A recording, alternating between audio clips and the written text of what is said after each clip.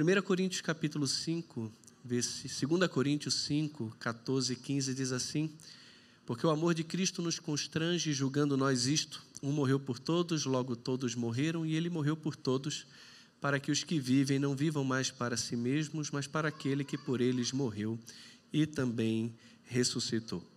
Jonathan Edwards, em A Genuína Experiência Espiritual, ele diz o seguinte: querer algo é agir de acordo com os motivos mais fortes que existem no íntimo do indivíduo. O ser humano é moralmente livre para fazer o que lhe agrada. Porém, o que lhe agrada é determinado por motivos dos quais ele não é senhor. A Bíblia diz que ninguém jamais vive para si ou morre para si. Ou nós somos escravos da morte para o pecado, ou somos escravos da justiça para a vida. Nós sempre somos impelidos a agir guiados pelo pecado ou pela graça e o amor de Deus. O nosso texto fala sobre um amor que nos prende, oprime, constrange, impele. Nós temos várias traduções para esse texto. Um deles é que o amor de Cristo nos impele, nos impulsiona, nos incentiva a avançar, nos domina inteiramente, ele nos prende. A pergunta que eu tenho para você é: o que te move hoje? O que é que mexe com a sua mente e o seu coração? Para o que ou para quem você vive? Você tem vivido para você mesmo ou você tem vivido para Cristo? Aquilo que você ama, sem dúvida alguma, é aquilo que te move. O amor que constrange, ele nos conduz a uma vida de total dedicação a Deus, quando levamos em consideração a pessoa de Cristo, a perdição humana e a eleição graciosa e soberana do nosso Deus. Paulo, somente nesse versículo de número 14, ele fala a razão de nos sentirmos constrangidos pelo amor. E ele vai expor para nós aqui, em primeiro lugar, a especificidade desse amor. Ele vai dizer que esse amor que nos impele é o amor de Cristo. E o amor de Cristo deve ser compreendido pelo amor que Cristo tem por nós e não pelo amor que nós temos por Ele. Nós só amamos a Deus porque Deus nos amou primeiro. E essa expressão, amor de Cristo, aparece 3 vezes apenas no Novo Testamento. Em primeiro lugar, Paulo faz uma pergunta retórica em Romanos 8,35, dizendo: quem nos separará do amor de Cristo? Nada e nem ninguém pode nos separar do amor de Cristo. Nem tribulação, angústia, perseguição, fome, nudez, perigo, espada, nada, absolutamente nada pode nos separar desse amor. Ele também vai dizer que o amor de Cristo ultrapassa o conhecimento humano em todas as suas dimensões. Efésios 3, 18 e 19 diz que não conseguimos compreender a largura, o comprimento, a altura e a profundidade do amor de Cristo, que excede todo o entendimento. E aqui também, no nosso texto, ele vai observar que esse amor de Cristo, ele nos controla. Deus origina este amor, pois é Deus quem envia o seu Filho para redimir os pecadores. E qual a importância, irmãos, de fato, de sabermos que fomos amados por Cristo? A importância é reconhecermos quem Ele é e o que Ele precisou abrir mão para sofrer em nosso lugar, para nos salvar. Quanto maior é o sacrifício, maior também é o constrangimento. O amor de Cristo nos constrange. E como Ele nos constrange? Ele nos constrange ao sabermos que o próprio Deus, Criador do universo, abriu mão da sua glória, se tornou como um de nós, veio como servo e foi obediente até a morte, e morte de cruz, para que todo aquele que nele crê não pereça eternamente, mas tenha vida eterna. Jesus é o Verbo divino. Ele é a segunda pessoa da Trindade, o Criador e o sustentador do céu e da terra. Ele é o sol nascente da altura, o Emanuel, o Pai da eternidade, o príncipe da paz, a perfeita estrela da manhã, o Senhor, o Rei dos reis, o Senhor dos senhores, o grande eu sou, o Senhor dos exércitos, aquele a quem Isaías viu sentado no alto e sublime trono.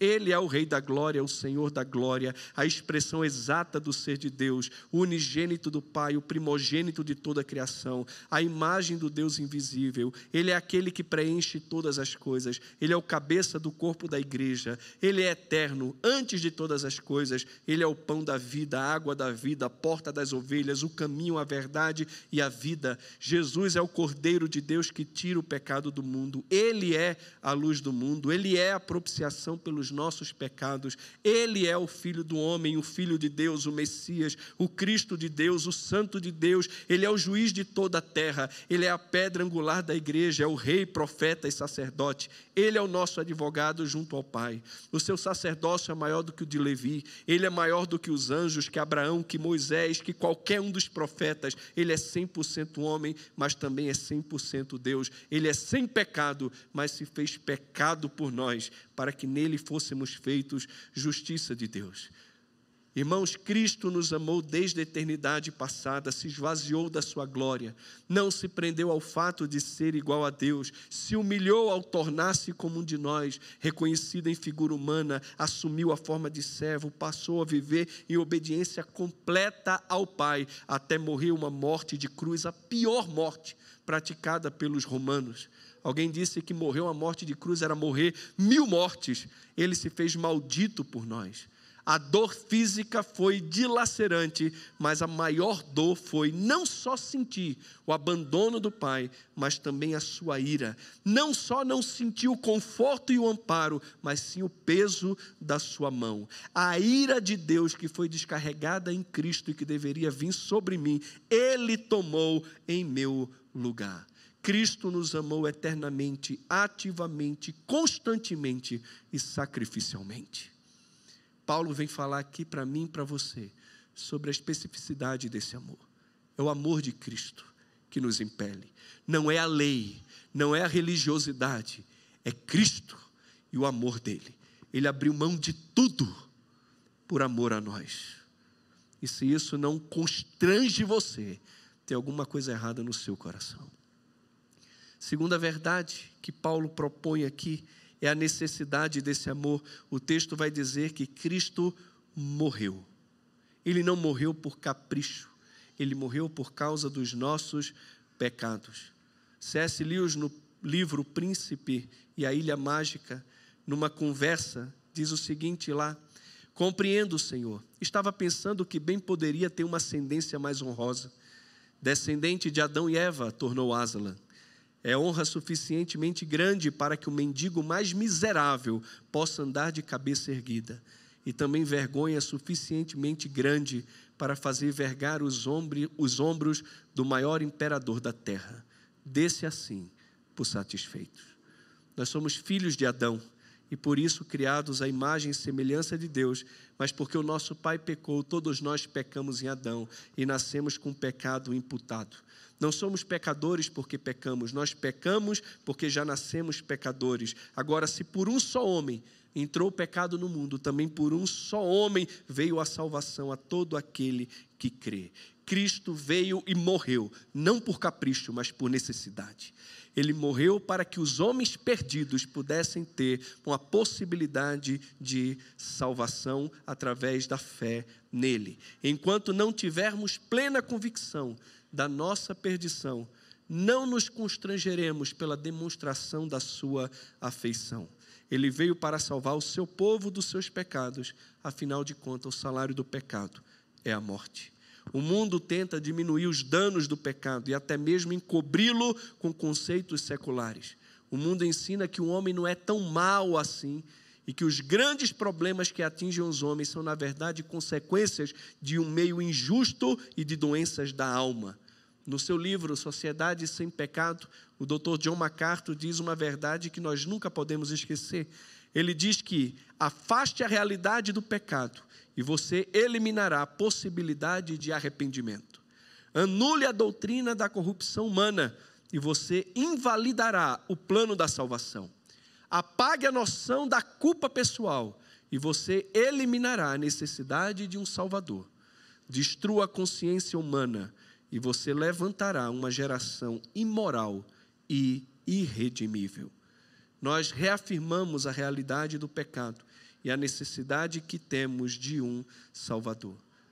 A Bíblia aponta de ponta a ponta, do início ao fim, que toda a humanidade é completamente depravada. Todos os homens pecaram e destituídos estão da glória de Deus. Não há um justo sequer. Não há quem faça o bem, não há quem busque a Deus. Todos se extraviaram e a uma se corromperam. Não existe ninguém no mundo inteiro justo diante de Deus. Eu gosto muito do que Jonathan Edwards escreveu a respeito da sua própria percepção de pecado. Ele disse o seguinte: frequentemente eu tenho tido percepções muito profundas da minha própria pecaminosidade e vileza. Muitas vezes isto me faz chorar amargamente.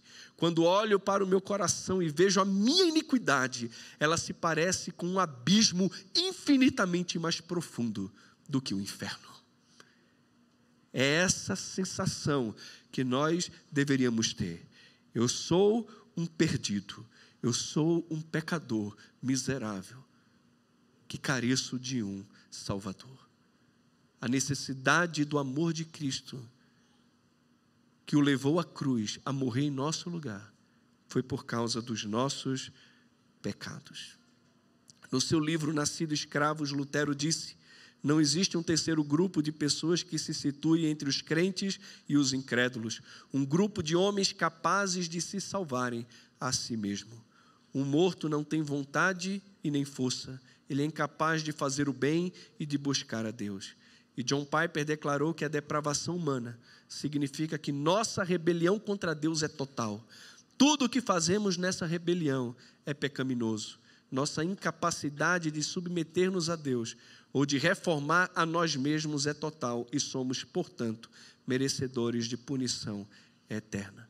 Mas em Cristo, por meio do sacrifício dele, nós temos perdão dos pecados e podemos nos tornar amigos de Deus, podemos ser guiados pelo Espírito de Deus e, uma vez salvos pela graça, por meio da fé, desfrutarmos então de uma viva esperança de vida eterna. Em terceiro lugar, o nosso texto fala sobre a abrangência desse amor. A especificidade do amor é o amor de Cristo. A necessidade do amor é que ele morreu, e morreu por causa dos nossos pecados. Era necessário que Jesus viesse ao mundo e morresse a nossa morte, morresse por nós, em nosso lugar. Mas também o nosso texto diz que ele morreu por todos. E todos aqui é todos indiscriminadamente. John Piper, ele vai dizer que Cristo morreu na cruz do Calvário, e isso é um fato, e que ele morreu por todos. Esse é o Evangelho. Mas entenda todos aqui, no sentido de todos os seus eleitos, todos aqueles que são as suas ovelhas, todos aqueles que fazem parte da sua igreja. E duas observações devem ser feitas sobre essa expressão. Primeiro, Cristo morreu por. E essa preposição aqui transmite o sentido de que Jesus é tanto o nosso representante como também o nosso substituto. Ele é nosso substituto, tomando o nosso lugar e carregando os nossos pecados. De modo semelhante, Cristo nos redimiu da maldição da lei ao tornar-se maldito por nós. Gálatas 3:13. Então, quando lemos que ele morreu por, devemos entender que ele morreu em favor de, representando e substituindo. Quando perguntaram a Mel Gibson, porque está entre o elenco, diz que ele é um dos atores ali, mas ele não aparece no filme A Paixão de Cristo. E ele diz: eu apareço sim. A mão que aparece crucificando Jesus na cena é a minha mão. Ele morreu em meu lugar. Era para eu estar ali na cruz. Mas o justo, perfeito, santo morreu no lugar do pecador. Ele morreu por mim, em meu lugar. Deus prova o seu amor para conosco pelo fato de Cristo Jesus ter morrido por nós, sendo nós ainda pecadores. Mas não só isso, Cristo morreu por todos. E John Piper disse que quando o Evangelho é pregado, Cristo é oferecido a todos, sem discriminação. E a oferta é plenamente autêntica para todos. O que é oferecido é Cristo, e qualquer um que recebe a Cristo, recebe tudo o que ele comprou para as suas ovelhas e sua noiva. O Evangelho não oferece uma possibilidade de salvação, ele é a possibilidade de salvação. Mas o que é oferecido é Cristo, e nele a infinita realização que ele consumou em favor do seu povo por meio da sua morte e da sua ressurreição. Então, quando Jesus diz: vinde a mim todos que estáis cansados e sobrecarregados, o convite é a todos, é a você. Você veio aqui nessa noite para poder ouvir uma pregação e ver um musical que fala sobre o maior amor. E o maior amor, o incompreensível amor, é o amor de Deus revelado no seu Filho, naquela cruz do Calvário. Esse é o grande amor. Um amor que foi demonstrado não só em palavras, mas em atos. Ele nos amou e amou até o fim. Ele nos amou e amou até o ponto de render o seu espírito naquela cruz. Ele poderia ter descido, mas não desceu, e não desceu por amor. Ele poderia ter eliminado os seus inimigos, como Deus que é. Poderia ter clamado, uma legião de anjos teriam ido lá, e poderia ter libertado ele. Mas mesmo assim, ele suportou até o fim, e fez isso por amor. O amor de Cristo é constante, perseverante, eterno, não muda. E o desejo dele é que ninguém se arrependa, ninguém se perca, mas todos se arrependam e cheguem ao pleno conhecimento da verdade. Ele morreu por todos. E o convite é dado a todos. E aqueles que creem e seguem o seu chamado, esses de fato são as verdadeiras ovelhas de Jesus e membros da sua igreja. A doutrina da eleição atrai para Deus a perfeita adoração. Se a Bíblia ensina que estávamos em estado de depravação total, mas que Ele nos concedeu uma graça que não éramos capazes de resistir, que morreu por nós especificamente e nos elegeu nele antes da fundação do mundo, estejamos certos de que Ele garantirá a nossa salvação eterna, enchendo o nosso coração de maior amor por Ele e de viva e radiante esperança.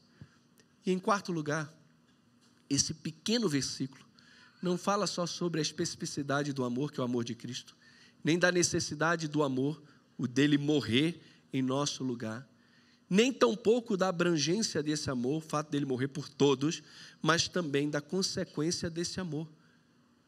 Todos morreram. Se ele morreu por todos, logo todos morreram. E ele morreu por todos, versículo 15 de 2 Coríntios 5, para que os que vivem não vivam mais para si, mas vivam para aquele que por eles morreu e também ressuscitou. Ele morreu para que os que vivem não vivam mais para si, mas vivam agora para Ele, que morreu e ressuscitou por nós. Agostinho de Hipona, em Confissões, ele diz o seguinte: tu me chamaste, e o teu grito rompeu a minha surdez. Fulguraste e brilhaste, e a tua luz afugentou a minha cegueira. Espargiste a tua fragrância, e respirando-a, suspirei por ti.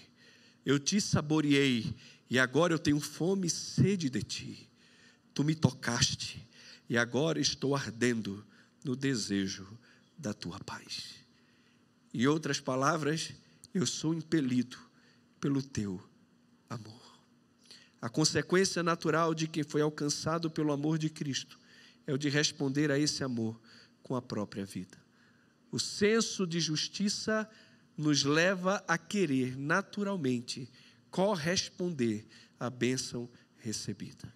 O salmista, no Salmo 116, versículo 12, diz que darei ao Senhor por todos os seus benefícios para comigo. Nesse salmo, o salmista diz que laços de morte e angústias do inferno se apoderaram dele, que ele caiu em tribulação e tristeza. Então ele clamou: ó Senhor, livra minha alma. E ele diz: compassivo e justo é o Senhor.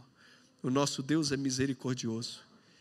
Livrou os meus pés da queda, os meus olhos das lágrimas e a minha alma da morte. Que darei a esse Deus por todos esses benefícios para comigo? Jesus, ele faz uma pergunta parecida. Ele pergunta o seguinte: que dará o homem em troca da sua alma? O que um homem pode dar em troca da sua salvação eterna?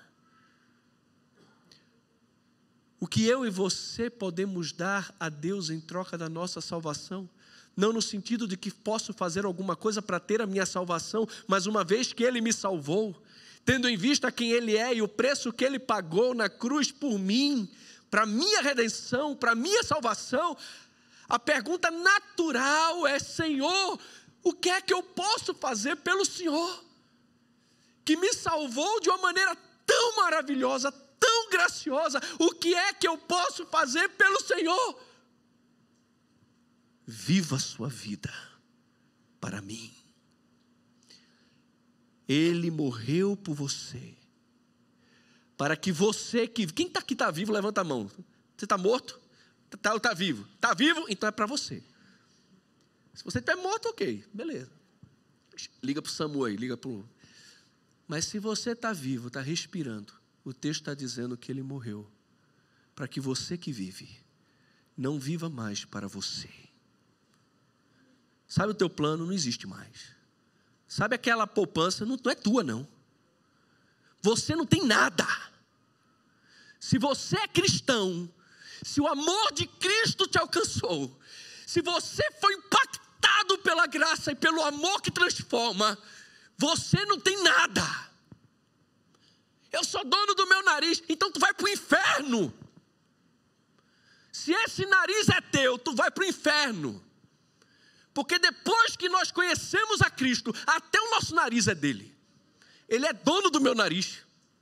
Ele é dono de tudo que eu sou. Toda a nossa vida é dele. Existem dois grupos de pessoas. Os que vivem para si. Tem o eu no centro do coração. Ignoram a Deus e vivem como se fossem Deus, donos do seu nariz. Existem aqueles que entenderam que são miseráveis, que estavam indo para o inferno, perdidos, mas que Cristo veio, se fez homem, morreu numa cruz para salvá-los. Entenderam a mensagem da graça, do Evangelho. Foram constrangidos por esse amor e dominados agora por esse amor, tendo o seu interior totalmente transformado. Dizem: Senhor, não mais eu, mas o Senhor. Que o Senhor cresça e que eu diminua. Precisamos falar como Paulo: em nada considero a vida preciosa para mim. Se antes eu a considerava preciosa para mim, agora não considero mais. Nada considero essa vida preciosa para mim, conquanto que complete a carreira e o ministério que recebi do Senhor Jesus, de fazer conhecido o Evangelho da graça de Deus. Paulo diz: estou crucificado com Cristo. Em outras palavras, eu morri com Ele. Logo já não sou eu mais quem vive, mas Cristo vive em mim. E esse viver que agora vivo na carne, vivo pela fé no Filho de Deus, que me amou e a si mesmo se entregou por mim. A consequência natural do amor de Cristo é que todos morreram. Todos morreram. Você tem que estar morto. O chamado de cristianismo é para morrer. O Senhor Jesus disse isso. Se alguém quer vir após mim, a si mesmo se negue. Tome a sua cruz e então me siga. Tomar a cruz e seguir Jesus é caminhar para o Calvário, tá? Você pode seguir a trilha de sangue que Ele deixou. Sobe o Calvário e morra para que Ele viva em você. Que o amor de Jesus, meus irmãos, possa nos dominar, nos constranger e nos impelir a viver uma vida que Lhe glorifica e honra. Nesse musical que vamos ouvir agora, fala exatamente sobre isso, sobre a libertação que Jesus veio dar a um povo que estava em pecado e que agora pode ter vida por meio de Cristo. São 7h24 no meu relógio. Eu quero orar, terminar esse momento. E em 5 minutos, nós vamos começar o nosso musical. O pastor André vai orar por vocês. E meu desejo, a minha oração, a nossa oração tem sido para que Deus use as músicas, a encenação e todo o musical, para que aqueles que ouvirem a mensagem cantada, encenada, possam sair daqui com um espírito diferente, uma compreensão diferente, uma atitude diferente. Não olhe para um musical apenas como um musical. Não olhe só para a beleza das luzes, de tudo. Preste atenção na mensagem, naquilo que Deus quer falar ao seu coração. Pense nisso. Vamos orar. Pai, obrigado por essa noite. Bendigo o teu nome pela tua palavra, pelo privilégio que temos de nos reunirmos para cultuar ao Senhor. Abençoe a vida de cada um de nós e que o teu amor de fato possa nos impelir, nos dominar, nos constranger, nos arrastar na direção daquilo que te agrada. Entendemos a especificidade do teu amor, é o amor de Cristo. A necessidade desse amor te levou à cruz e o Senhor morreu, não por capricho, mas por causa do nosso pecado. Vimos também a abrangência desse amor, morreu por todos. Sabemos que todos os teus eleitos, todas as tuas ovelhas, todos aqueles que fazem parte da tua igreja vão ouvir o teu convite, vão ouvir a tua voz e vão seguir. A minha oração é que nessa noite, se tem alguém aqui que ainda não se rendeu a Cristo, ouça esse convite de se render ao Senhor como Salvador da sua vida e então seguir por um caminho que te glorifica e honra. E também vimos a consequência natural desse amor, é que todos morreram. Senhor, nos ajude a vivermos todos os dias da nossa vida para o Senhor. Possamos dizer como Paulo, para mim o viver é Cristo. Que Cristo seja a razão, o centro, o motivo da nossa vida. É assim que eu oro, no nome de Jesus. Amém.